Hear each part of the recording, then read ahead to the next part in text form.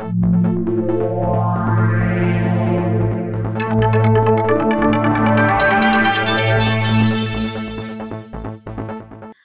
it's Caress Clegg, and I'm back again with another Ready, Set, Return video segment. Joining me now, we have Dawn Brinson, Assistant Superintendent for Technology and Digital Learning. Thank you, Ms. Brinson, for being with us here today. I want to start this conversation off with you by talking a little bit about technology and devices, and then we'll move into the discussion of digital learning. So can you just tell me, will each student who's selecting remote learning have access to a device? Yes, the New Hampshire County Schools Technology Department, we are currently in the process of preparing laptops and iPads for our students. We'll be doing, elementary students will be getting iPads issued to them, and middle school and high school students will be getting issued laptops to them. So we are in the process of sanitizing from in the spring and getting them prepared so schools can deploy them once school starts. Okay. And what are the options available for students who do not have internet access at home? We are working on multiple options. One is that we have school sites that the access kind of leaks out of the building where kids could walk up to or drive up to and have access. We are also working with the county government to do that same thing on some of their sites, and that information will be shared. And then we are working on provisioning hotspots that can be checked out for students in order to have internet access in their home. Some of our students we know have their own devices at home, whether it be laptops or tablets, iPads. Are these students able to bring their own devices to school? Yes, we have had a bring your own device policy for many years in place, and students, as long as their parents and them have signed that policy, will be able to bring their devices to school.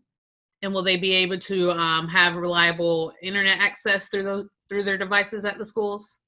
Yes, we have procedures and directions for students to be able to connect to our network. We will also have people there available to provide assistance and help students and teachers follow those procedures. Great. So we know you're giving out the devices to the students. Will each student need their own laptop or iPad, or will students be able to have to share? It is recommended that each student participating in either the virtual academy or remote learning have their own device. It's hard with all that's going to be online to be able to share with siblings. So the recommendation is each student to have their own. And we will be checking out devices that way. And you mentioned before about the cleaning and disinfecting of devices that were loaned out during the spring semester. Can you talk to us a little bit about what that cleaning and disinfectant process looks like? Yes, we have actually reached out to the vendors, both Apple and HP, to find out what products are the appropriate products to use to clean them. And so as the devices have been returned, we are actually using those products, wiping them down, cleaning them, as well as when I say wiping them out, kind of re-imaging them to kind of get rid of anything the kids did before. And so that way it's like it's a new setup for the students who get to check them out. And so a lot of the devices, as you mentioned, did go out last spring. What happens if students did not return their device from the spring? Are they able to get another device for the 2020-2021 school year? Yeah, any student who has a device still checked out from the spring will not be able to check out a new device or hotspot until that device gets returned. And can you tell our families and parents and students who may be watching how they are able and when they will be allowed to check out devices for the school year? Certainly. Each school will be setting up their own schedule to what best suits them. And so the schools will be the ones communicating that out with their parents. All right. Well, thank you for answering those device questions. Now moving on to questions that I'm sure a lot of our parents and families are wanting the answers to as well. Let's talk about the platforms that New Hanover County Schools will be using when it comes to instructional virtual learning. Yes. So we have decided to kind of streamline the process. We listened to our parents from the spring who said it was kind of confusing having kids on so many different platforms.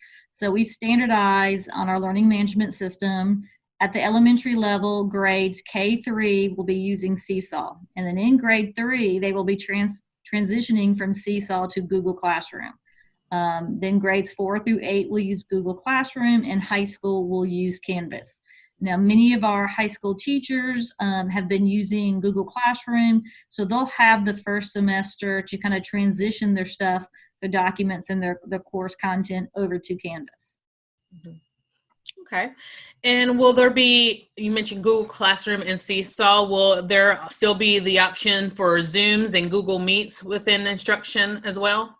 Yeah, that's a different tool. So that's what helps do the video conferencing. So teachers will be able to use Zoom and Google Meet to do video conferencing with their students. Thank you for clarifying that. I know we talked with Dr. Smith earlier about the differences between virtual academies, virtual schools.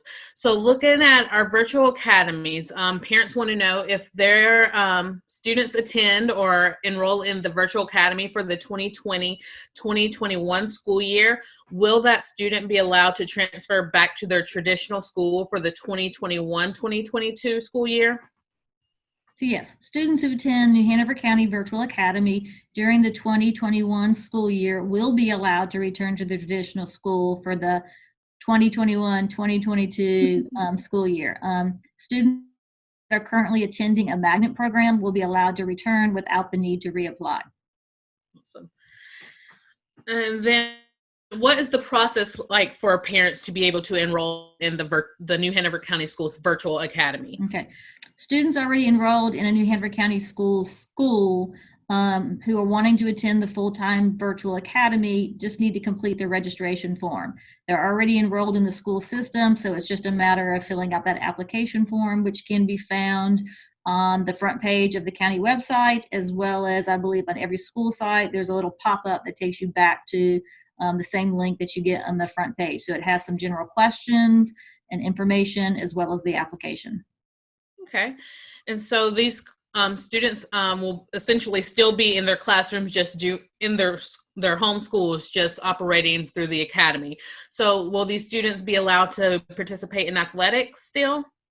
Yes, they will. They will still have to meet all the requirements with the high school athletic association, but they will be able to participate in athletics or extracurricular activities. Mm-hmm.